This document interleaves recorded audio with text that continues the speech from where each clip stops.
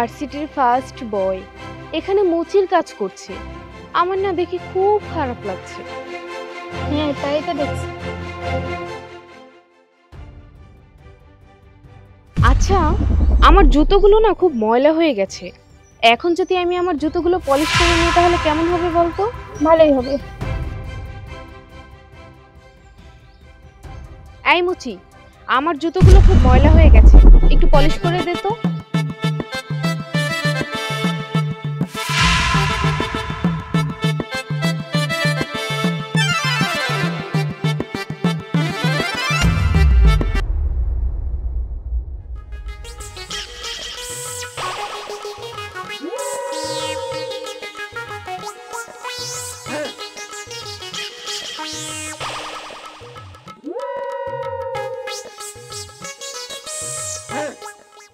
নিন, আপনার জুতা কালি করা হয়ে গেছে। এই মুচির বাচ্চা, কত দিতে হবে তোকে? 50 টাকা দিন। আচ্ছা নিশাদ, ওকে 100 টাকার একটা নোট দে তো। এই, তোকে আমি 50 টাকা বকশিশ দিচ্ছি, প্রতিদিন তো ভার্সিটিতে হেঁটে হেঁটে যাস, কালকে না হয় আমার টাকা দিয়ে একটু রিকশায় চলে যাস। আমার কোনো বকশিশের প্রয়োজন নেই, আমার পারিশ্রমিক 50 টাকা, 50 টাকা দিলেই চলবে। ঠিক আছে, সামান্য একটা মুচি, ভেবেছিলাম যে প্রতিদিন তো কষ্ট করিস, আজকে একটু মায়া দয়া করে 100 টাকা দিয়েছিলাম। যাক, ভালো যখন লাগলো না, 50 টাকাই রাখ।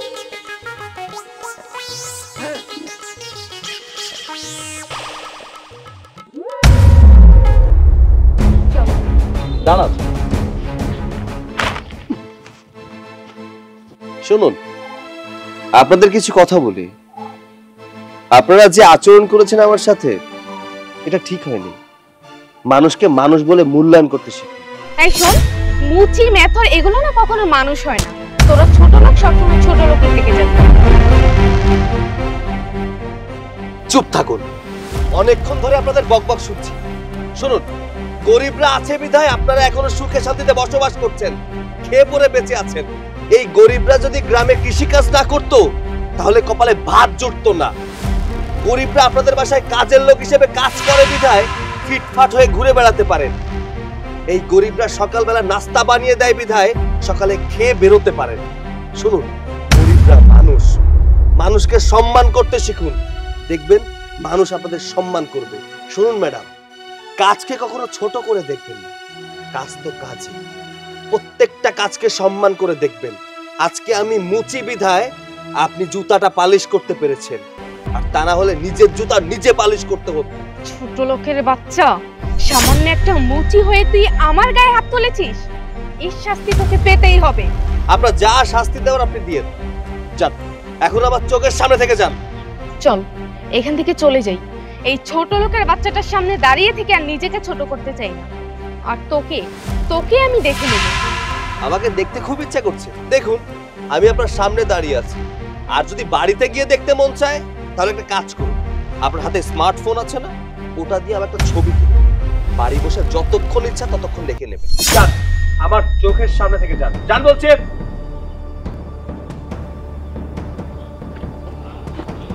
বেয়াদব কোথাকার।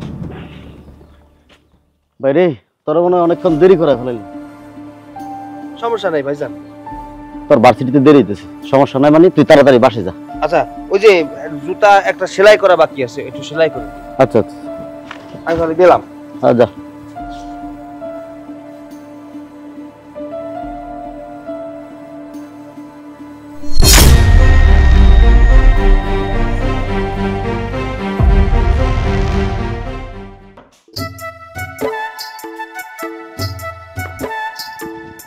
ভাবি, এই ছাড় ছাড়, কি করতেছস? লোকজন দেখলে কি মনে করব? আমি তোরে কতবার কইছি তুই আর আমারে জড়ায় ধরবি না, তারপরও কেন তুই আমার কথা শুনিস না, বারবার জড়ায় ধরস? এটা কি বলছো ভাবি, বলো তো? তুমি আমার ভাবি, আমি তোমাকে জড়িয়ে ধরতে পারবো না? না পারবি না, এখন তুই কি ছোট আছস? তুই তো এখন অনেক বড় হয়ে গেছস, এখন তুই যদি আমারে জড়ায় ধরস তাহলে যে পাড়ার লোকজনগুলো দেখলে কি কইব কত? এই শোনো ভাবি, আমি পাড়ার লোকজনের ভয় পাই না, তুমি আমার ভাবি, আমি তোমাকে জড়িয়ে ধরতেই পারি, স্বাভাবিক বিষয়। আমি বুঝতে পারছি, খুব তাড়াতাড়ি তোর একটা বিয়ে দিতে হইব, বিয়ে দেই বাড়িতে একটা বউ আনতে হইব। তখন যত পারস তোর বউরে জড়ায় ধরে থাকবি, তোর বউ তখন কিচ্ছু কইব না। আর একটা কথা মনে রাখবি, বউরে যদি ভালো না বাসস তাহলে কিন্তু বউ থাকবো না। শোনো, আমি বিয়ে শাদী করবো না। তুমি তো আমার ভাবি, তাই না? তুমি শুধু আমার ভাবি না, মানে আমরা তো দুই ভাই, দুই ভাইয়ের এক বউ, তাহলে বিয়ে করার কি দরকার? ও অনেক দুষ্ট হয়ে গেছিস না, তোর একটা ব্যবস্থা করতে হবে। দাঁড়া, তোর ভাই আজকে আসুক, তোর একটা ব্যবস্থা করে ছাড়বো। ছাড়ো, ব্যথা লাগে তো। ব্যথা লাগে না? বুঝতে পারছি আমি, তোমার সাথে কথা আমি পারবো না। আচ্ছা শোনো ভাবি, জানো হচ্ছে কি হয়েছে? আজকে ভাইয়ের দোকানে একটু বসেছিলাম, একটা বড় লোক অহংকারী আমাদের কলেজে পড়া একটা মেয়ে এসেছিল, এসে আমাকে যা না তাই বলে অপমান করেছে। আমিও কি অপমান, একদম ঠাটা একটা চড় মেরে দিয়েছি। ভালো করছি না? অপমান করার স্বাদ আমি মিটিয়ে দিয়েছি। এই এইটা তুই কি করছিস? তোর ভাইজান না কইছে তুই কখনো কারোর সাথে মারামারি করবি না, তারপরে তুই মারামারি করতে কেন গেছিস বলতো? ভাবি, তুমি এটাকে মারামারি কেন বলছো বলো তো? আচ্ছা, মেয়েটা আমার সাথে বেয়াদবি করেছে, একটা থাপ্পড় মেরেছি।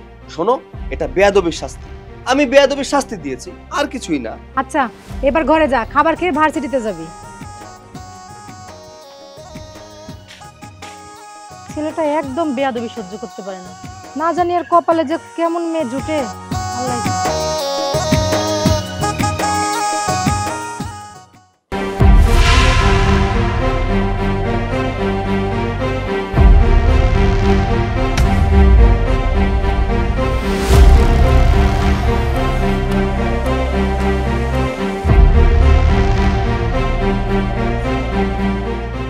বাবা, বাবা, বাবা কোথায় তুমি? কিরে মা, কি হয়েছে? এত চিল্লাচিল্লি করতেছিস কেন? কি হয়নি তুমি সেটা বলো। জানো আজকে কি হয়েছে? আজকে রাস্তার একটা সামান্য মুচির বাচ্চা মুচি আমাকে অপমান করেছে, চিস্তি চৌধুরীর মেয়েকে অপমান করেছে। বাবা, তুমি যদি এর বিচার না করো তাহলে কিন্তু আমি এই বাড়ি ছেড়ে চলে যাব। কি বললি তুই? কি বললি তুই? সামান্য একটা মুচি তোকে অপমান করেছে কেন? কিসের জন্য? চাচা জানেন মুচি বাচ্চা কত বড় সাহস এতেই গায়ে হাত তুলেছে? আরে কি বলছো তুমি? আমার মেয়ের গায়ে হাত তুলবে? এই 7 গ্রামে এমন কেউ এখনো জন্ম হয়নি যে আমার মেয়ের গায়ে হাত তুলে। আমি যতক্ষণ পর্যন্ত ওই মুচির বাচ্চার হাত দুটো না কাটতে পারবো ততক্ষণ আমার মাথা ঠান্ডা হবে না। তাহলে এবার বুঝো বাবা, আমি শুধুমাত্র তোমাকে বলেছি, এটাই তোমার সহ্য হচ্ছে না। আর ওই মুচির বাচ্চা তো আমার গালে চড় মেরেছে, আমার কেমন লাগছে? আচ্ছা আচ্ছা ঠিক আছে মা, তুই শুধু বল ওই মুচির বাচ্চাকে কিভাবে শাস্তি দিলে তুই শান্তি পাবি, বল। হ্যাঁ বাবা, তুমি একটা কাজ করো, তুমি ওই মুচির বাচ্চা মুচির দোকানটাই ভেঙে ফেলো, তাহলে আমি মনের মধ্যে একটু শান্তি পাবো। সামান্য এইটুক হলেই তুই শান্তি পাবি মা?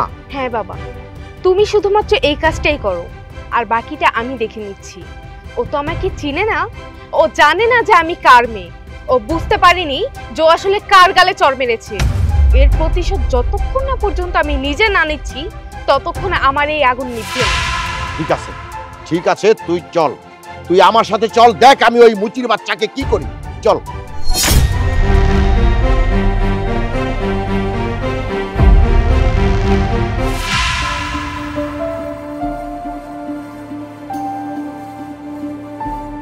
ভাইজান, কালকে দেখলাম আপনার ছোট ভাই এখানে বসে জুতা সেলাইতেছে। আপনার ভাই কি মুচির কাজ শিখতেছে নাকি? আরে ভাই কি কর, আমার বাইরে আমি মুচির কাম শেখাবো কে? আমার ভাই তো ভার্সিটিতে পড়ে, আর আমার বাইরে আমি অনেক বড় অফিসার বানাবো। ও ঠিক আছে, আমি আবার ভাবলাম আপনার ওই মুচির কাজ শিখতেছে কিনা। তুমি আমার বাইরের জন্য একটু দোয়া করো, আমার বাইরে যেন একটা অফিসার বানাতে পারে। এই যে ভাই, তোমার জুতা শেষ কালি করা। ঠিক আছে ভাই, কয় টাকা দিব? 50 টাকা।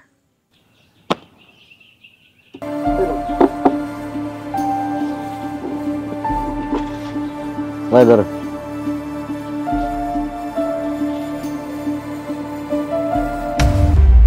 এই মুচির বাচ্চা, তোর কত বড় সাহস? তুই আমার মেয়ের সাথে কেন বেয়াদবি করেছিস?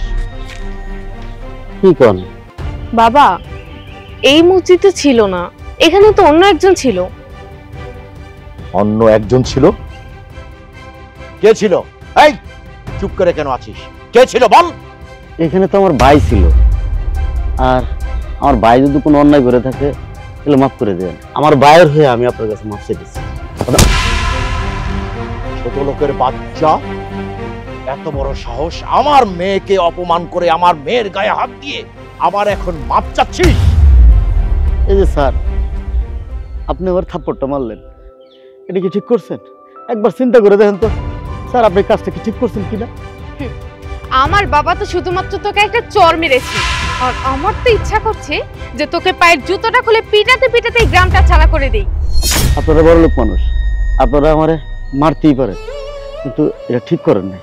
আমার ছোট ভাই আমি খুব ভালো করে চিনি। আমার ছোট ভাই যদি কোনো কিছু করেও থাকে তাহলে অবশ্যই আপনার মেয়ে। এই মুচির বাচ্চা, তুই আমাকে জ্ঞান দিচ্ছিস? তোর মতো না তোর ছোট ভাই আমাকে জ্ঞান দিচ্ছিল, তাই তো তোর ছোট ভাইকে আমি এত কথা শুনিয়েছি। আর তোর ছোট ভাই তার বিপরীতে আমার গালে চর মেরেছে।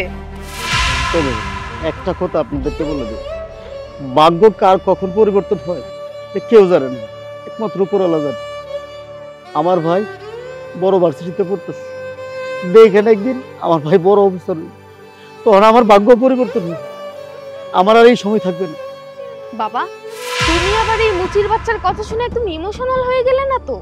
ওদের কাজই তো এটা, বড় লোক দেখলেই ইমোশনালি কথাবার্তা বলে তাদের মন গলিয়ে নিবে আর কিছু টাকা হাতিয়ে নিবে।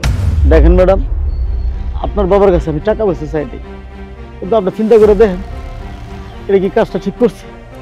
এই মুচির বাচ্চা, তোর মুখে আর কোনো কথা শুনতে আমি চাই না। তোর ভাই আমার মেয়ের সাথে বেয়াদবি করেছে, কান খুলে শুনে রাখ। তোর ভাইকে ভালো করে বুঝাবি আমার মেয়ের সাথে যে বেয়াদবি করেছে না, সেই জন্য যেন তোর ভাই আমার মেয়ের পা ধরে মাপ চায়, আর তা না হলে কিন্তু তোর ভাইয়ের দুটো হাত আমি কেটে ফেলবো, কথাটা মনে রাখিস। তোর ভাই যদি আমার পায়ে ধরে মাফ না চায়, তাহলে তোদের দুই ভাইকে এই গ্রাম ছাড়া করে দিব, বুঝতে পেরেছিস? বাবা, চলো এখন এখান থেকে।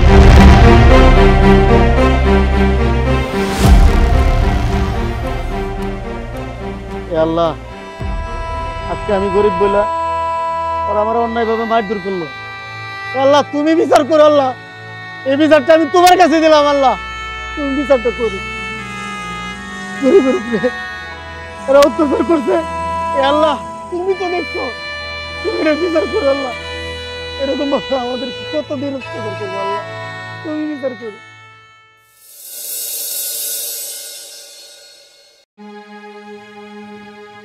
এত রাত হয়ে গেল, তারপরে এখনো বাড়িতে আইলো না। আগে তো কোনোদিন এত দেরি করে নাই, কোনো সমস্যা হইলো নাকি? ওই তো আইসা পড়ছে।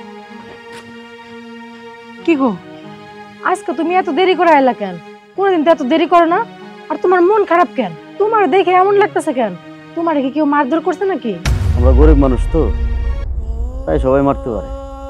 গরিবের গায়ে হাত দিতে কেউ দ্বিধাবোধ করে না, যে যেমনি মন চায় এমনি মারে। কি কইতেছো তুমি? তোমারে কেউ মারছে? কেন মারছে? কেডাই মারছে? আর কি করছো তুমি? একজন বড় লোক আইসা আমার দোকানে মারধর করা শুরু করে। কি কইতেছো? ভাইজান, কার এত বড় সাহস যে তোমার গায়ে হাত তুলেছে?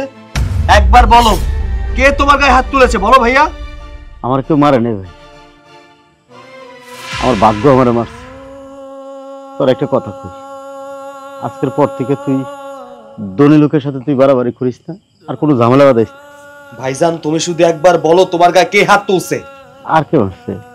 তুই যে ওই যে সকালে এক মাইয়ারে থাপ্পড় মারছিস, ওর বাবা এসে আবার মারধর করছে। ভাইজান, আমি শুধু শুধু ওই মেয়ের গায়ে হাত তুলি নাই, ও আমারে মুসি বইলা উল্টা পাল্টা কথা বলছে, গালি দিছে, এর জন্য আমি ওর গায়ে হাত তুলছি। কিন্তু তার বিনিময়ে যে তোমার গায়ে হাত তুলবে এটা আমি বুঝতে পারি। আমি ওর কাছে যা জিজ্ঞাসা করবো তোমার গায়ে হাত কেন তুলছে। না ভাই, তুই কোনো ঝামেলা যাবি না, ঝগড়া ঝামেলা আমার পছন্দ না। কেউ যদি তোর গায়ে হাত তুলে চুপচাপ একা বাড়ি ছিল আমি, গরিবের পক্ষে কেউ থাকে না, একা একা বাড়ি ছিল আমি, হ্যাঁ চোখের ফালি ফেলবি। আর আল্লাহরে কবি কেন আমাদেরকে গরিব বানাইলি, আল্লাহর কাছে বিচার দিয়ে দিবি। তুমি আর কোনো কান্নাকাটি করো না। তুমি কান্নাকাটি করলে তোমার ভাই কষ্ট পাইবো। ঘরে চলো। চলো ঘরে আয় ভাই।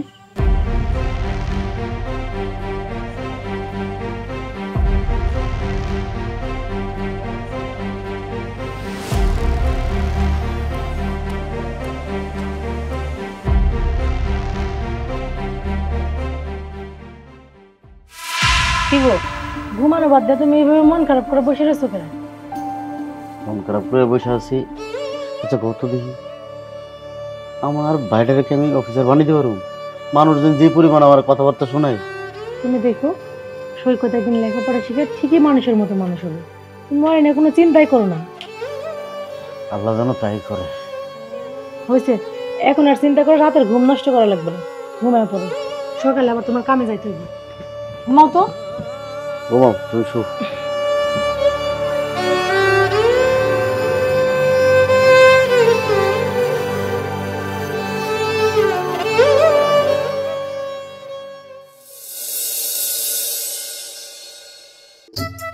আচ্ছা ঠিক আছে, তুমি আর 10টা মিনিট ওয়েট করো, আমি এখনই চলে আসছি। কোথায় আবার প্রতিদিন লেট করি? আচ্ছা একটু পরে কল দিচ্ছি। মা, ইতি, তুই এটা কি করেছিস? তোর বাবাকে দিয়ে সামান্য একটা মুচির গায়ে হাত তুলাইছিস। হ্যাঁ, কাজটা তুই কিন্তু একদম ঠিক করিস। মা দেখো, এখন আমি এসব বিষয় নিয়ে তোমার সাথে কথা বলতে চাচ্ছি না। তুমি রুমের মধ্যে যাও, আমি এখন একটু ব্যস্ত আছি। মারে, তোকে একটা কথা বলি, আমার কথাটা মন দিয়ে শোন। এমন করে হয় না, তুই যা করতেছিস একদম ভুল করতেছিস। মারে, ব্যাপারীয়ভাবে জীবন চলা ভালো না। এখনো সময় আছে, একটু পথে চলে আয়, একটু বোঝার চেষ্টা কর, ভালো কিছু কাজ করার চেষ্টা কর। এসব কাজ খুব ভুল তুই যেগুলো করছিস। তুই যেভাবে চলাফেরা করছিস, কোনো ভদ্র ঘরের মেয়ে এভাবে চলাফেরা করে না। মা, তুমি যে আমাকে সহ্য করতে পারো না এটা আমি খুব ভালো করেই বুঝি। তাই আমি একটা ভালো কাজ করলেও সেটা তোমার কাছে অন্যায় মনে হবে। শোনো মা, আমি এখন তোমার কাছ থেকে কোনো জ্ঞান নিতে চাচ্ছি না। আমার যথেষ্ট পরিমাণ জ্ঞান আছে। এখন যাও, তুমি ভিতরে যাও। সবকিছু হয়েছে তোর বাবার কারণে। এই তোর বাবাই তোকে বেশি বেশি আশকার দিয়ে মাথায় তুলেছে। কি ব্যাপার? বাবা মেয়ে কি করলাম? কি হয়েছে? বাবা, তুমি বুঝতে পারছো না যে মা কি বলতে পারে? ওই যে গতকালকে তুমি যে মুচিটার গায়ে হাত তুলেছো, সেটা করে নাকি তুমি বিশাল বড় একটা অন্যায় করে ফেলেছো। আর সেটা নিয়েই মা এতক্ষণ যাবত আমাকে এত কথা শোনাচ্ছে। হ্যাঁ, তোমরা একটা অন্যায় করেছো। তোমরা মানো আর না মানো, অন্যায় তো অন্যায়। তুমি কিভাবে ওর গায়ে হাত তুলতে পারলা বলো তো? কাজটা কি তুমি ঠিক করেছো? হ্যাঁ, আমি মুচির গায়ে হাত তুলেছি। এই 7 গ্রামে এমন কেউ নেই যে চিস্তি চৌধুরীর মেয়েকে অপমান করে। আর ওই মুচির ভাই আমার মেয়েকে অপমান করেছে, হাত তুলেছে। আমার তো ইচ্ছে হয়েছিল ওই মুচির ভাইয়ের হাত দুটো আমি কেটে ফেলি, কিন্তু ওর ভাইকে তো আমি পাইনি, তাই মুচিকে উত্তম মধ্যম দিয়েছি। তোমার মেয়ের গায়ে যদি কেউ হাত তুলে থাকে তাহলে একদম ঠিক কাজ করেছে। তুমি তো তোমার মেয়েকে শাসন করতে পারো না, অন্যজন যদি তোমার মেয়েকে শাসন করে তাহলে বাধা দিচ্ছ কেন? করুক না শাসন, তোমার মেয়ে যাতে লাইনে আসে। তুমি যদি আগে থেকে তোমার মেয়েকে শাসন করতে তাহলে তোমার মেয়ের অবস্থা আজকে এটা হতো না। দিন দিন তোমার মেয়ে বিগড়ে যাচ্ছে, সেই খেয়াল তোমার আছে? তাই একদম চুপ কর, একদম চুপ। তুমি আমাকে চেনো না? আমি চিস্তি চৌধুরী। আমার মেয়েকে আমি ভালো শিক্ষা দিয়েছি। আমার মেয়েকে এমন কোনো শিক্ষা দেইনি যে ও মাথা নিচু করে চলবে। চিস্তি চৌধুরীর মেয়ে, সে সব সময় মাথা উঁচু করে চলবে, যেখানে খুশি সেখানে যাবে, যা খুশি তাই করবে। তুমি তোমার মেয়েকে ভুল শিক্ষা দিয়েছো, এখনো সময় আছে। এখনো যদি তোমার মেয়েকে সঠিক শিক্ষা দাও, মেয়ে লাইনে আসবে। আর না হলে একদিন দেখবে মেয়ে একেবারে পথে বসেছে, একেবারে লাইনের বাইরে চলে গেছে। সময় আছে, বিষয়টা ভাবো। আমার কথাটা একটু মন দিয়ে শোনো, মেয়েকে শাসন করো। তোমার এত জ্ঞান দিতে হবে না, বুঝলে? আমার মেয়ে খুব ভালো আছে, আমার মেয়ে স্মার্ট। হ্যাঁ, আমার মেয়ে ভালোভাবেই চলাফেরা করে। এখন যদি কেউ গায়ে পড়ে এসে আমার মেয়ের সাথে যদি কোনো ঝগড়া করে তাহলে তো আমার মেয়ে ছেড়ে দেবে না। হ্যাঁ মা দেখো, তোমার এই সমস্ত কথা না আমার একদম আর সহ্য হচ্ছে না। যাও তুমি প্লিজ, এখন আমার সামনে থেকে যাও। যখন তখন শুধুমাত্র এক একটা কথা বলে যাও। যাও তো। হ্যাঁ যাচ্ছি, আমি চলে যাচ্ছি। এই তোর আর তোর বাপের ভালো কথা কয়ে লাভ নেই, কোনো ভালো কথা বুঝায় লাভ নেই, তোদের মনে ঢুকবে না। দেখেছো বাবা, এটা মায়ের কেমন ব্যবহার? মা দিন যত যাচ্ছে তত আমার সাথে অন্যায় করছে। বাবা, আমি কিন্তু আর মায়ের এসব অন্যায় মেনে নিতে পারবো না। মা যদি আমাকে বেশি ডিস্টার্ব করে তাহলে কিন্তু আমি বাড়ি ছেড়েই চলে যাব। মা বাদ দে, তোর মার কথা বাদ দে তো। শোন মা, তুই কিন্তু চিস্তি চৌধুরীর মেয়ে, এই কথাটা সব সময় মনে রাখবি। তুই যেখানে খুশি সেখানে যাবি, হ্যাঁ, তোর যা খুশি তুই তাই করবি, কোনো চিন্তা নেই, আমি তো আছি। বাবা তুমি হচ্ছে আমার সবচাইতে বেস্ট বাবা, দুনিয়ার সব মেয়েরা জানে তোমার মতো বাবা পাই। আচ্ছা বাবা আমি একটু বাইরে যাচ্ছি, আমার একটু কাজ আছে। আচ্ছা যাও, বাই বাই। মেয়ে আমার লাখে একটা।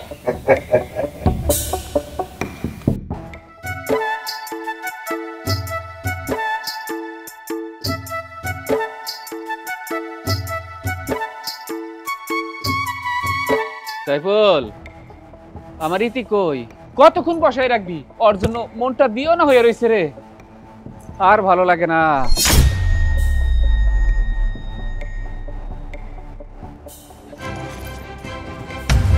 দাঁড়াও, তুমি কই যাইতেছো? আমি সেই কখন থেকে তোমার জন্য অপেক্ষা করছি, আর এই তোমার আসার সময় হলো। আচ্ছা আমি আপনাকে কতদিন বলেছি যে আমি রাস্তা দিয়ে যাওয়ার সময় কখনো আমার রাস্তা বন্ধ করে দাঁড়াবেন না, তারপরও কেন আপনি একই কাজ বারবার করেন? তুমি বললে যে তোমার কথা শুনবো, তুমি ভাবলে কি করে? আচ্ছা আমি আপনাকে আর কতবার করে বললে আপনি বুঝতে পারবেন যে আমি আসলে আপনাকে সহ্য করতে পারি না। আসলে কি জানেন, যাদের বিন্দু পরিমাণ লজ্জা শরম বলতে কিছু নাই, তারাই এভাবে মেয়েদের রাস্তা বন্ধ করে দাঁড়ায়। শোনো, আমি তো তোমাকে বলে দিয়েছি তোমাকে আমার ভালো লাগে, তোমাকে আমি বিয়ে করতে চাই, তোমাকে নিয়ে আমি সুন্দর একটা সংসার করতে চাই। এদের তো লজ্জা সামনে, এরা তো আসলে বকাটে। এই চাকরানি, তুই এত কথা বলছিস কেন এখানে? তুই চুপ থাক। কি বললি আমি চাকরানি? তুই শুধু চাকরানি না, তুই একটা কাজের বুয়া, তুই একটা চামচ। এই বেয়াদব, আমার বান্ধবীকে তোর এত বড় কথা বলার স্পর্ধা হয় কিভাবে? আহা, বাদ দাও না এইসব, এই ঝগড়াঝাটি করতে আমি আসি নাই, তোমারে নিয়ে যেতে আইছি। পার্কে যাবো, বাদাম খাবো, তোমার লাগে একটা সুন্দর মুহূর্ত কাটামু। জুতা চিনোস? জুতা খুলে ইচ্ছা মতো পিটাবো। আরে তুমি জুতা খুলে পিটাও আর যা মন চায় তাই দিয়ে পিটাও, আমার কোনো দুঃখ নাই। তোমারে নিয়ে আমি আর ঘুরতে যাবোই, চলো। আরে ছাড় চলো। উফ ছাড়। বাহ বাহ, খুব সুন্দর মুহূর্ত। এই মুহূর্তটাকে যদি আমি ভিডিও করে রাখতে পারতাম খুব ভালো। মুচির বাচ্চা মুচি, তুই তো একটা আজব মানুষ। একটা পুরুষ মানুষ একটা মেয়েকে জোর করে তুলে নিয়ে যাচ্ছে, কোথায় তুই প্রতিবাদ করবি? আর তুই এখানে ভিডিও করতে এসেছিস? কি আপনাকে জোর করে নিয়ে যাচ্ছে? এটা কিভাবে সম্ভব? একটা পুরুষ মানুষ কখনো একটা পুরুষ মানুষকে জোর করে নিয়ে যায় নাকি? একটা মেয়ে মানুষকে জোর করে নিয়ে যায়। এই তোর মাথা কি গেছে? আমি একটা মেয়ে মানুষ দেখতেছি আর তুই দেখতেছিস পুরুষ। দেখ ভাই, একে আদতে দেখতে মেয়ে মনে হলেও এর স্বভাব চরিত্র ছেলেদের থেকেও খারাপ। একে জোর করে টেনে নিয়ে গিয়ে তো কোনো লাভ নেই। এই বাদ দে তো, আর কথা শুনিস না। তুই মেয়েটার লক চল ওদিকে চল। এই এই লাফাঙ্গা পোলাপান, এই কি বললাম শুনতে পাসনি? আমি কি তোদের সাথে মজা করছি নাকি? হ্যাঁ, যখন পুলিশকে কল দিয়ে এখানে আনবো তখন বুঝতে পারবি কত ধানে কত চাল। ছেড়ে দে, ছেড়ে দে, আর না হলে জেলের ভাত খাইয়ে ছাড়বো। ছাড়। আমি জেলমেল খাতাম না। এসে চল।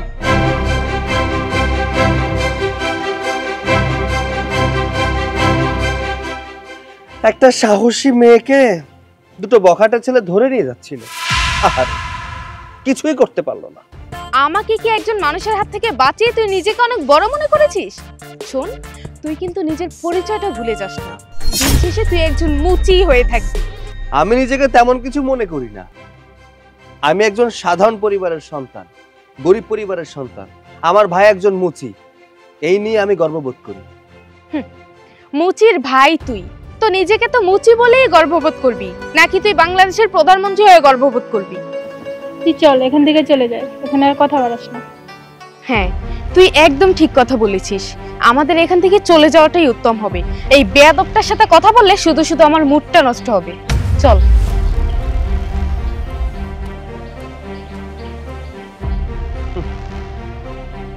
এই অহংকারী মেয়ের অহংকার যে কবে পতন হবে সেদিন আমার থেকে খুশি আর কেউ হবে না।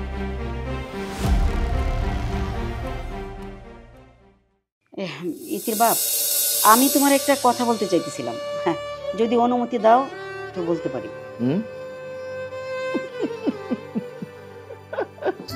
আরে তুমি আবার কবে থেকে অনুমতি নিয়ে আমার সাথে কথা বলবে? হ্যাঁ, তুমি তো অনুমতি ছাড়াই আমার সাথে কথা বলো। ঠিক আছে, বলো কি বলতে চাও। বলছিলাম কি, মেয়েটা তো বড় হয়েছে, যেভাবে বেপরোয়াভাবে ঘোরাঘুরি করে এটা তো আসলে ঠিক হচ্ছে না। আমি জানি তুমি তো ওকে কিছুই বলবে না, লাই দিয়ে দিয়ে মাথায় তুলছো। যাই হোক, এখন আমি বলতে চাচ্ছিলাম যে ওর তো বিয়ের বয়স হয়েছে, ওকে চলো না আমরা বিয়ে দিয়ে দিই। এই তোমার কি মাথা মাথা খারাপ হচ্ছে? কি করে বলতে পারলে এই কথাটা? হ্যাঁ, কি করে বলতে পারলে এই কথাটা? আমার ছোট্ট মেয়ে, দুধের শিশু, সেই দিনের রীতি, এই ছোট্ট মেয়েটাকে আমি এখন বিয়ে দেব? ওর লাইফটাকে আমি শেষ করে দেব? তুমি কি পাগল হয়ে গেছো? তুমি বুঝতে পারছো না বাবা, মা কেন এত তাড়াতাড়ি আমার বিয়েটা দিতে চাচ্ছে? আমি তো মায়ের চোখের বিষ, মায়ের চোখের কাঁটা, তাই চাচ্ছে যে যত তাড়াতাড়ি সম্ভব আমাকে যেন এই বাড়ি থেকে বিদায় করতে পারে। বাবা, প্রত্যেকটা দিন আমার এসব ঝামেলা আর ভালো লাগছে না। তুমি একটা কাজ করো, তুমি আমাকে বিয়ে দিয়ে আমাকে শ্বশুর বাড়িতে পাঠিয়ে দাও, তাহলে যদি আমি একটু মায়ের এই যন্ত্রণা থেকে মুক্ত হই। আমি তোর বিয়ে দিতে চাচ্ছি তোর ভালোর জন্য, আমি চাই তুই ভালো থাক। তুই যেভাবে বেপরোয়াভাবে গ্রামে ঘুরে বেড়াস, মানুষ মন্দ বললে কোন দিন না কোন বিপদ হয়ে যায়। দেখো মা, ভালো মন্দ বোঝার মতন জ্ঞান কিন্তু আমার হয়েছে, তাই আমি কোন কাজটা ভালো করছি আর কোন কাজটা খারাপ করছি সেটা কিন্তু আমি নিজে খুব ভালো করে জানি। তাই আমাকে এসব জ্ঞান প্লিজ তুমি দিতে এসো না। হ্যাঁ, তুই তো খুব ভালো বুঝিস, নিজের ভালোটা বুঝিস না, কচো বুঝিস। তুই যে ওই বাজে মেয়েটার সাথে মিশছিস না, ওর সাথে সারাদিন ঢ্যাং ঢ্যাং করছিস না, এইটাই হলো তোর নষ্ট হওয়ার মূল কারণ। ওই মেয়েটার সাথে আর ঘুরবি না, এটা আমি চাই। মা, তুমি মিমকে কেন দোষারোপ করছো? আমি তো এখানে মিমের কোনো খারাপ কিছু দেখছি না, ও তো একটা ভালো মেয়ে। অযথা আমি একজনের দোষ আরেকজনের ঘাড়ে প্লিজ চাপাবেন। ও কি করছে তুই বুঝতে পারছিস না? ও অনেক কিছু করছে। তুই যদি ওর সাথে না মিশতি তাহলে এইভাবে যখন তখন হুটহাট করে বেরিয়ে যেতে না। ওই মেয়েটার পাল্লায় পড়ে তোর আজকে এই অবস্থা। মা, তুমি মিমকে আর দোষারোপ করবে না, তুমি আমাদের ভালো দেখতে পারো না এটা বলো। শোনো ইতির মা, আমি তোমাকে একটা কথা বলি, আর তুমিও তো জানো এই 7 গ্রামে কার ঘাড়ে কয়টা মাথা আছে যে আমার ইতির দিকে কোন নজরে তাকাবে? কারো সাহস নেই। অতএব তুমি নিশ্চিন্ত থাকতে পারো আমার মামুনের জন্য। আর শোনো, তোমার এই কথাগুলো না ভালো লাগছে, এখন তুমি যাও, তোমার কাজ করো, যাও। ঠিক আছে, আমি চলে যাচ্ছি। তোমাদের বাপ বেটির সামনে থেকে আমি চলে যাচ্ছি। আমার কোনো কথা তো ভালো লাগে না, না? তবে এমন একদিন আসবি দেখবি তোদের এই অহংকার মাটির সাথে মিশে যাবে, মিলিয়ে নিস। হ্যাঁ হ্যাঁ হ্যাঁ, যাও যাও। বাবা, তুমি কি মায়ের কথা শুনে আমার বিয়ে দেওয়ার সিদ্ধান্ত নিয়েছো নাকি? যদি তুমি এই সিদ্ধান্ত নিয়ে থাকো তাহলে আমি বলবো এটা পুরোপুরি একটা ভুল ডিসিশন তোমার, কারণ আমি মায়ের কথা শুনে কখনোই বিয়ে করব না। আর তাছাড়া আমার এখনো লেখাপড়া শেষ হয়নি, আমি লেখাপড়া করবো, আমি দেশ বিদেশ ঘুরবো, একটু লাইফটা এনজয় করবো, তারপরে সে বিয়ে করবো। দেখো বাবা, এখন আমার বিয়ে শাদী করার কোনো ইচ্ছে নেই, তাই তুমি প্লিজ মায়ের কথায় কোনো কান দিবে না। মামুনি, তুমি কি করে ভাবলে যে আমার এই ছোট্ট মামুনিটাকে আমি এখন বিয়ে দেব?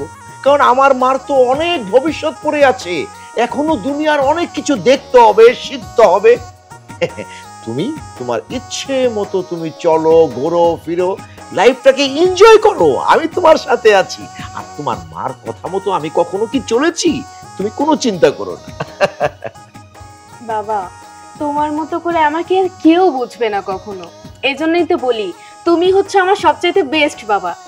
আচ্ছা ঠিক আছে বাবা, অনেক রাত হয়েছে, আমি তাহলে ঘুমাতে যাই। যাও। ওকে বাবা, গুড নাইট। গুড নাইট আমার লক্ষ্মী মেয়ে। কি হয়েছে? বেশ কয়টা দিন ধরে তুমি কাজ কামে যাইতেছো না, এইভাবে মন মরা হয়ে বসে থাকো বাড়িতে। আমি চিন্তা করছি এই মুসির কাজ ছেড়ে দেব, মুসির কাজ আর আমি করব। এটা তুমি কি কইতেছো? এই মুসির কাজ করে তো আমাকে সংসারটা চলতেছে, তুমি যদি মুসির কাজ না করো তাহলে আমাকে সংসার চলবো কেমনে? শোনো, আমি মুসির কাজ করি বলে আমার বাইরে সবাই মুসির ভাই বলে রাখে, এসব শুনতে শুনতে আমার আর ভালো লাগতেছে। শোনো, তুমি এইসব আজে বাজে চিন্তা ভাবনা বাদ দাও, বাদ দিয়ে নতুন করে আবার কাম শুরু করো। তোমার ভাই সৈকত যদি একটা চাকরি পায় তখন না হয় কাম ছাড়া দিও। আমি চিন্তা করছি শহরে চলে যাবো, শহরে গিয়ে কাজ কাম করো, তোরা টাকা পাঠাবো, তুমি এই সংসারটা চালাইবা। এটা তুমি কি কইতেছো? তুমি শহরে যাইতে চাইলে কি তোমার ভাই তোমার শহরে যাইতে দিব? আমার তো মনে হয় না সৈকত তোমার শহরে যাইতে দিব। শোনো, এটা আমার দায়িত্ব, আমি আমার বাইরে বুঝাবো, কিন্তু আমি আর এই গ্রামে থাকবো। দেখো, তুমি আর কোনো পাগলামি করো না, তোমার ভাইয়ের একটা চাকরি বাকরি হোক, তারপর নয় তুমি কাজ কাম বাদ দিও। এখনই যদি কাজ কাম বাদ দিয়ে দাও তাহলে আমরা খামু কি?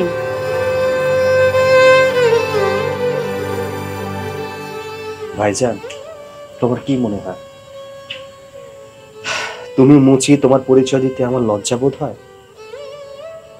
না ভাইজান, তুমি মুচি তাতে আমার কোনো সমস্যা নেই, আমার লজ্জা বোধ হয় না, আমার তো অহংকার হয়। আমি গর্ববোধ করি যে আমার ভাই একজন মুচি। এত কষ্ট করে আমার ভাইজান আমাকে লেখাপড়া শেখাচ্ছে, মানুষের মতো মানুষ করছে। কতজন পারে বলো তো এমন কষ্ট করে ছোট ভাইকে লেখাপড়া শেখাতে? ভাইজান, তুমি আমার অহংকার। কিন্তু ভাই, তোরে কতজন কত কিছু শোনায়, এইসব আমার ভালো লাগে না। আমার কারো কথায় মন খারাপ হয় না ভাইজান। আমার এটা ভেবে খুশি হয় যে আমার বাবার মতো একটা বড় ভাই আমার পাশে আছে। ঠিক আছে, তুই যেহেতু আমার নিয়ে এত চিন্তা করস, আমি তোর কথা শুনি, আমি আবার মুচির কাম শুরু করি। ভাইজান, আমি একটা চাকরি ইন্টারভিউ দিয়েছি, আমার মনে হয় চাকরিটা হয়ে যাবে। আমার চাকরিটা যদি হয়ে যায় তাহলে তোমার আর মুচির কাজ করতে হবে না, আমি এই সংসারের সকল দায়িত্ব পালন করতে পারবো। আমাকে দুইজনের বিশ্বাস আছে তোমার এই চাকরিটা হইবই, আর তুমি জীবনে ভালো কিছু করতে পারবা ভাই। ভাবি, আমার খুব ক্ষুধা পেয়েছে, চলো না খেতে দিবে? আচ্ছা, তুমি ঘরে যাও, আমি খাইতে দিতেছি, আর তুমি আনো।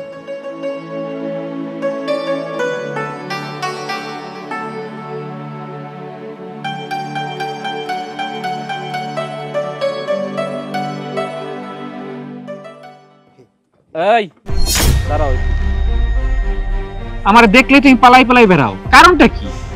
আমি তো প্রথমে ভেবেছিলাম যে আপনার লজ্জা শরম হয়তো একটু কমই আছে, কিন্তু না, এখন দেখছি যে আপনার লজ্জা শরম বলতে কিছুই নেই। হ্যাঁ, লজ্জা আছে, আমাদের অনেক লজ্জা আছে, আর লজ্জা আছে বিদায় তোমাকে রাস্তায় আটকিয়েছি, তুমি কি বুঝতে পারছো না? আচ্ছা, আপনার কি কান দিয়ে একটা কথা ঢোকে না? আমি আপনাকে একটা কথা কতবার বলবো যে আপনি কখনো আমার রাস্তা আটকে কখনোই দাঁড়াবেন না, কিন্তু না, আপনি তো সেই একই কাজ বারবার করেন। কেন বলেন তো? আপনার কি বাপ মা কোনো শিক্ষা দেয়নি আপনাকে? হ্যাঁ, মা বাবা অনেক শিক্ষা দিয়েছে, আর মা বাবা থেকে শিক্ষাও নিয়েছি। যদি শিক্ষা দিত তাহলে আপনি এমন কাজ কখনোই করতেন না। অন্তত আপনার মাথার মধ্যে এতটুকু কমন সেন্স থাকতো যে একটা মেয়েকে কতটুকু সম্মান করা উচিত। তোমাকে ভালোবাসতাম, অনেক ভালোবাসতাম, আর ভালোবাসতাম বলেই রাস্তায় তোমাকে আটকাতাম, বারবার তোমাকে ডিস্টার্ব করতাম, কিন্তু তুমি আমার ভালোবাসার মূল্য দিলে না। অনেক ভালোবাসতো। ভালোবাসা? আচ্ছা, আপনি কি কখনো নিজে একটু আয়নার সামনে দাঁড়িয়েছেন? আপনার চেহারাটি কি কখনো দেখেছেন? আপনাদের দুজনকে দেখেই তো বোঝা যাচ্ছে যে আপনারা রাস্তার গাঞ্জুট্টি। রাস্তার চিপা চাপায় দাঁড়ায় যে গাঁজা খান, আর রাস্তায় দাঁড়ায় যে মেয়েদেরকে ইফটিজিং করেন, এটা আপনাদের দুজনের চেহারা দেখলেই বোঝা যায়। তো নেক্সট টাইম আমাকে ভালোবাসার কথাটা আর কখনোই বলবেন না। সমস্যা নাই, আজকের পর থেকে আমার মুখ তোমাকে কোনোদিন আর দেখাবো না, আর তোমার মুখও যাতে না দেখতে হয় সেই ব্যবস্থা আমি করে যাচ্ছি।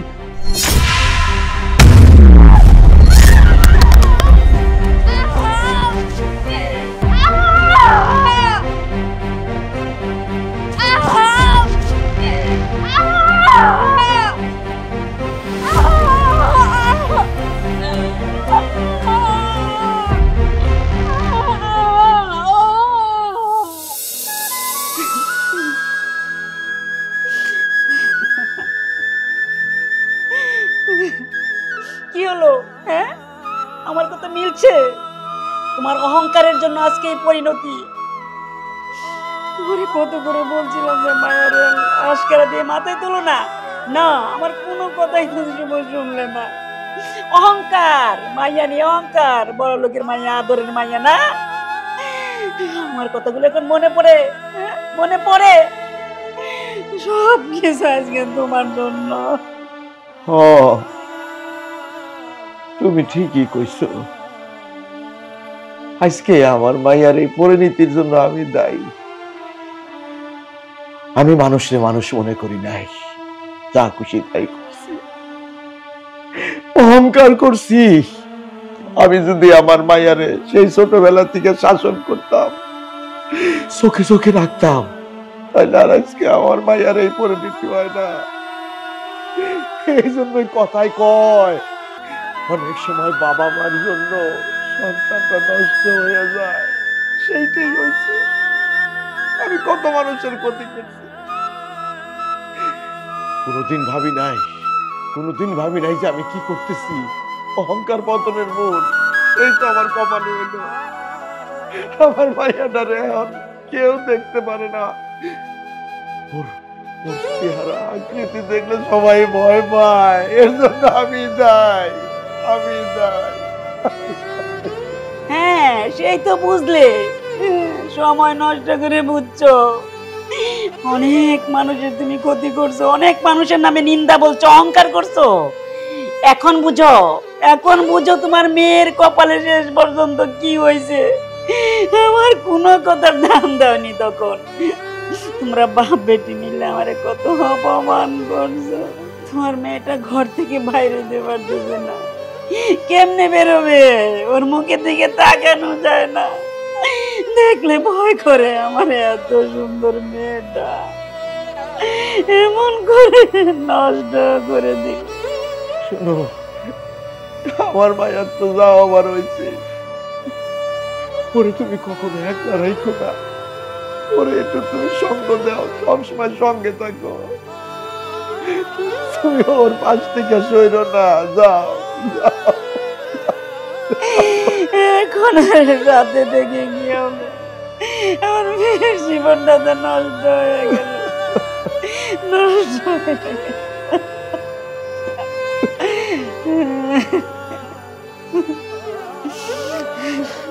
আল্লাহ, কি শাস্তি দিলাম, আরে আল্লাহ। এই শোনো, কি কও? আমি কাল যাইতেছি। কাল যাইতেছো? আসার সময় বাজার করে নিয়ে এসো। কি লাগবে? বাজার তো সবই লাগবে, আলু লাগবে, পেঁয়াজ লাগবে, ছোট মাছ টাছ পাইলে কিছু নিও। আচ্ছা ভাইজান, আমি যে কত খুশি তোমাকে বলে বোঝাতে পারবো না। আজকে এত খুশি হওয়ার কারণ? ভাইজান, তোমার কষ্ট সার্থক হয়েছে। আমি তোমাকে বলেছিলাম না, একটা চাকরি ইন্টারভিউ দিয়েছি, আমার চাকরিটা হয়ে গেছে ভাইজান। মাসে ৮০,০০০ টাকা স্যালারি। আলহামদুলিল্লাহ। কি ব্যাপার ভাইজান, তুমি কান্না করছো কেন? আরে ভাই, এটা তো খুশির কান্না। আমার ভাই চাকরি পাইছে, এত খুশি আর কি হইতে পারে ক? এতদিন আমি বহুত আশায় ছিলাম আমার ভাই বড় একটা চাকরি পাইব, মানুষের সালাম দিব, সম্মান দেখে আমার কথা দিব।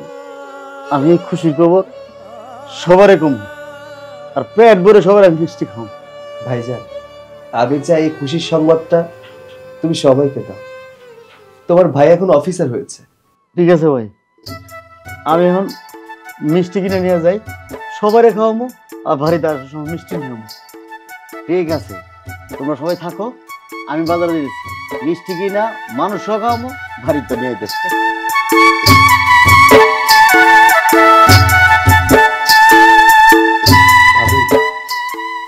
আজকে ওই বড়লোক অহংকারী মেয়েটার সাথে কথা বলতে ইচ্ছা করছে, ওকে বলতে ইচ্ছা করছে। গরিবরা চেষ্টা করলেও তাদের মনের আশা পূরণ করতে পারে। ভাই, এইসব কথা তুমি এখন কেন মনে করতেছো গো? এখন তো তোমার সুখের দিন, এখন তুমি নতুন করে বাঁচার চেষ্টা করো, তাহলে দেখবা জীবন অনেক সুন্দর হয়েছে। ভাবি, একটা কথা বলো তো, যাদের কাছে টাকা আছে তারা গরিবদেরকে মানুষ কেন মনে করে না? তারাও তো মানুষ, তাদেরই মতো রক্ত মাংসে গড়া মানুষ। তাহলে গরিবদের কেন মূল্যায়ন নেই বলো তো? ভাই, যাদের টাকা হয় তারা কিন্তু অনেক কিছু ভুলা যায়। এখন তুমি চাকরি পাইছো, তুমি জানি কোনো কিছু ভুলা যায় না। সব সময় গরিব দুঃখী মানুষের পাশে থাকো। মনে রাখবা, মানুষের দোয়া হলো সবচাইতে বড় পাওয়া। যার কাছে দোয়া নাই তার কাছে কোনো কিছুই নাই। ধনীরা যদি বুঝতে পারতো গরিবদের আত্মসম্মান আছে, তাদের মূল্যায়ন আছে, ধনীরা কখনো গরিবদের সাথে খারাপ আচরণ করে। এই, এত কথা বাড়ায় না তো, তুমি ঘরে যাও, আমি তোমার জন্য খাওয়ানোর ব্যবস্থা করতেছি, যা ফ্রেশ হও। আচ্ছা ঠিক আছে, আমি খাওয়ার নিয়ে আসি।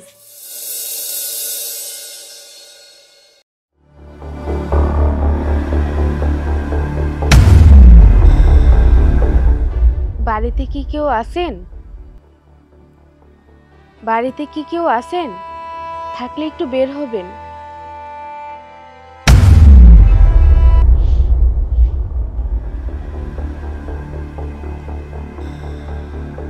আচ্ছা বোন, তুমি কেডা আসলে কিন্তু আমরা চিন্তা করতেছি না তুমি কে, তোমার পরিচয়টা দাও না।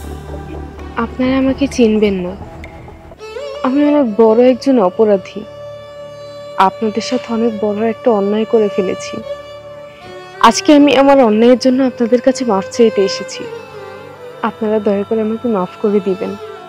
আপনি কে বলুন তো? এত রাতে আমাদের বাড়িতে এসে মাপ চাচ্ছেন? কে আপনি?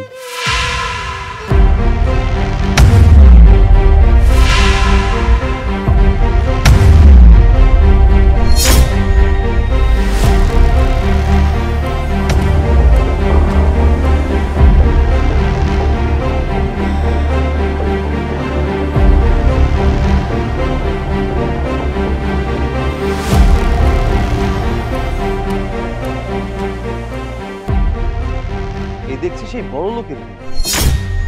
তা বড় লোকের মেয়ের এই অবস্থা কেন? আমার মতন একটা অহংকারী মেয়ের সাথে তো এমনই হওয়া উচিত। আমি আমার অন্যায়ের প্রাপ্য শাস্তি পেয়েছি। আমি এখন আর কাউকে মুখ দেখাতে পারছি না। আমি আমার অহংকারের শাস্তি পেয়ে গেছি। কিন্তু বোন, তোমার এই সুন্দর চেহারার এই অবস্থা কি করে হলো? আসলে মায়ের কথা তো কখনো শুনিনি। রাস্তাঘাটে এই গ্রামের মধ্যে সবসময় আমি ওয়েস্টার্ন ড্রেস পরে ঘুরতাম। কখনো আমি বুকের মধ্যে ওড়না নিতাম না। আমাদের বাড়ির সামনে একটা ছেলে আমাকে খুব পছন্দ করত। সেই ছেলেটা প্রায়ই আমার পথ আটকে দাঁড়াতো, সবসময় আমাকে ইফটিজিং করত। ছেলেটার কথায় আমি রাজি হইনি, তাই রাগের বশে আমাকে অ্যাসিড মেরে দেয়। তারপর দেখুন আমার চেহারার এই অবস্থা। আমি সেদিন আপনার সাথে অনেক অন্যায় করে ফেলেছি, আপনার সাথে অনেক খারাপ ব্যবহার করেছি। আপনাকে তো আমি আমার বাবার হাতে মার খাইয়েছি। ভাই, আমি আপনাদের কাছে মাফ চাইতে এসেছি। আমাকে দয়া করে মাফ করে দিন। দেখুন আমি আমার পাপের শাস্তি পাচ্ছি। যে রূপ নিয়ে আমার এত অহংকার ছিল, আজকে আমার সেই রূপ নেই। আজকে আমি আমার চেহারাটা বাইরে কাউকে দেখাতে পারছি না। আরে বোন, ওই দিনের কথা তো আমি কবে ভুলে গেছি, কিন্তু বিষয়টা হচ্ছে ওই দিন যেটা করছিলা এটা আমার অনেক কষ্ট লাগছিল বোন। আমি মুসিবইলা আমার তোমরা অনেক অপমান করছো, আমার বাইরের সহকারে অপমান করছো। ভাগ্যের কি নির্মম পরিহার। এখন ভাই আমার অনেক বড় অফিসার, আমার ভাই এখন সবার সামনে মাথা উঁচু করে দাঁড়াইতে পারে। আর ভাইয়ের জন্য আমিও বড় গলায় কইতে পারি যে আমার ভাই অনেক বড় অফিসার হয়েছে। তোমার কি অবস্থাটা তুমি দেখছো? এখন আপনাকে দেখে আমি করুণা করব না সহানুভূতি দেখাবো এটাই বুঝতে পারছি না। আপনাকে আমি আগেই বলেছিলাম টাকার অহংকার ভালো না, টাকার অহংকার বেশি দিন থাকে না। আপনি কখনো ভালো মন্দ বোঝার চেষ্টা করেননি, যার কারণে আজকে আপনার এই অবস্থা হয়েছে। যান, আপনার উপর থেকে আমাদের সমস্ত অভিযোগ তুলে নিলাম, আপনাকে মাফ করে দিন। ঠিক আছে, আমি তাহলে আসি।